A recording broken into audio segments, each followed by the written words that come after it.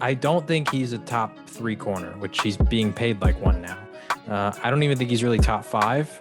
I I think he's like the back end of top 10. Mr. Denzel Ward of the Cleveland Browns. Him and the Browns agreed to an extension. I believe it was 4 years, right? 100 million. I think it was 71 guaranteed. I think it was 5 5 years, years. 100 Okay. million. That makes more sense. 5 years, 100 million, 71 guaranteed for him. Obviously makes it interesting because him and Baker Mayfield, same draft class. Obviously, they got Deshaun Watson. So, but they had to pick. They obviously had to extend Ward or Baker, and they've obviously chosen Ward. Nonetheless, interesting debate between some people because obviously some felt he didn't deserve this money. Not saying that he didn't deserve it himself, but at least the amount he was getting paid. So nonetheless, though, John, how'd you feel about this extension? Do you feel like he's worth that kind of money? I think here's what I'll say. I think he's like now the third highest paid corner in the league. I think he has like the second biggest contract behind Jalen Ramsey, but an actual year to year salary, he's third behind Ramsey and Xavier Howard. Because I think Xavier Howard, his restructure, he's actually getting like 25 mil a year, which is even more than Ramsey. Anyway, so I'll say this: I don't think he's a top 3 corner, which he's being paid like one now. I don't even think he's really top 5. I I think he's like the back end of top 10. And when you're in that level, I don't blame teams when they pay you a lot of money. He's young, he's really good. You're entering a window in which you believe with Deshaun Watson, this is your Super Bowl window, and you want to keep the pieces around that are really good. And he's one of those pieces. And so I'll say right now it feels like the contract's a bit overvalued, but I'm not going to criticize the Browns at all for it because honestly, in the next 2 years, we could have some other corners that are going to get big time money that could eclipse him. And then at that point, his contract is about where it should be. So I think it's fine. I know some people, if you want to get into like the super nitty gritty and say, oh, whatever. I would just encourage people to remember like there was a point in which like Jimmy Garoppolo, Matthew Stafford, Derek Carr, like they were like the 3 highest paid quarterbacks.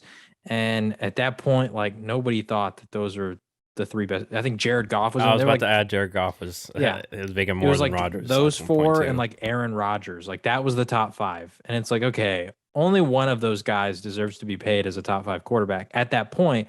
And then all of a sudden, big contract extensions come with Josh Allen and Patrick Mahomes and, you know, Russell Wilson and Dak Prescott and Deshaun Watson. All these guys start getting paid to where now those guys, the contracts that they had were outside the top 10 at a point.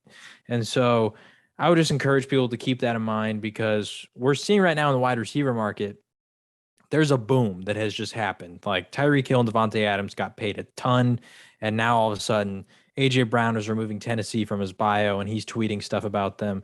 Debo Samuel has scrubbed his social media stuff. We already talked about all the receivers because they know that they're next. They're the guys who are going to get paid too.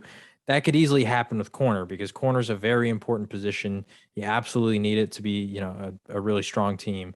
So for the Browns, I think it made sense to get the deal done. And if you want to nitpick on 2 or 3 million a year that think that he doesn't deserve in a couple of years, that contract could look like a bargain. So I think it's a fine deal. Yeah, I'm with you. I think you hit on the he was drafted there. Also, I completely forgot he went to Ohio State too. So kind of keeping him there too, it helps with the fan base. The Ohio guy, just a guy that I'm sure Cleveland, especially the people that actually live there, born there, would love. And then yeah, I'm with you. I don't think he's top 5. I think I would say he's definitely in the conversation for top 10. So yeah, I mean, you mentioned window too. Have to keep that important too. Got to stay relevant.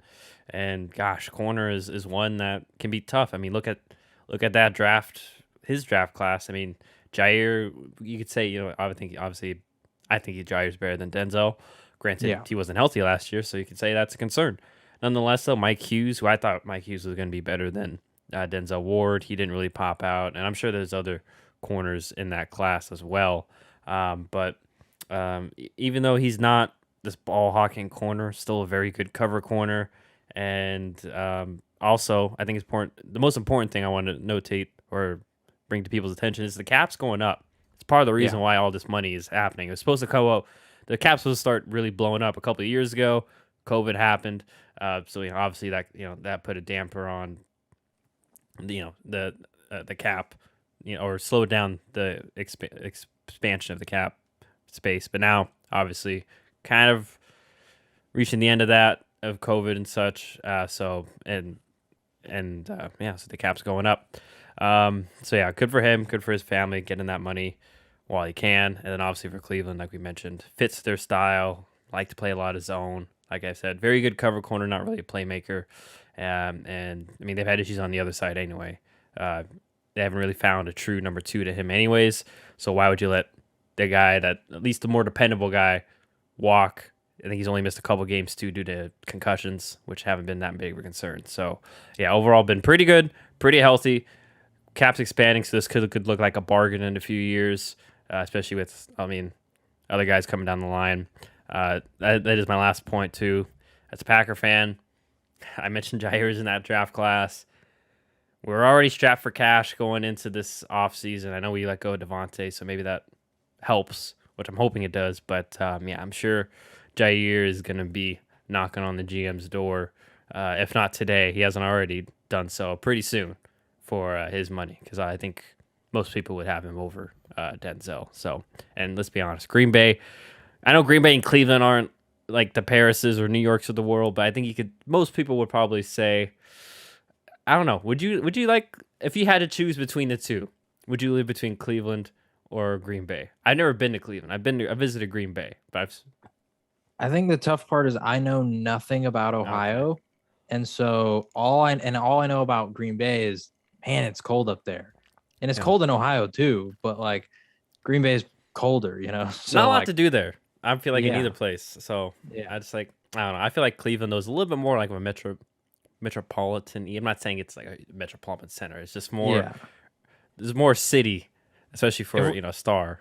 If we're going based on like location, I would imagine most people probably pick Cleveland. Yeah. But at least historically for football, Green Bay's better, obviously. Okay. But that's a whole different thing. Yeah. Okay. I was just curious because once again though, I feel like, especially when you're one of those smaller market teams where not really a desired place to live like LA or Florida, it's very important to keep those guys there because you're not attracting many free agents.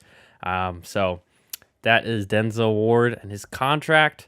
And, we'll see. Hopefully he can live up to that. And good for him, like I mentioned.